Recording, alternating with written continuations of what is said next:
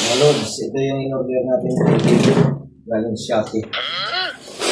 So, bubuksan na natin, titingnan natin kung maganda ba yung hindi nabasag, kung okay yung quality.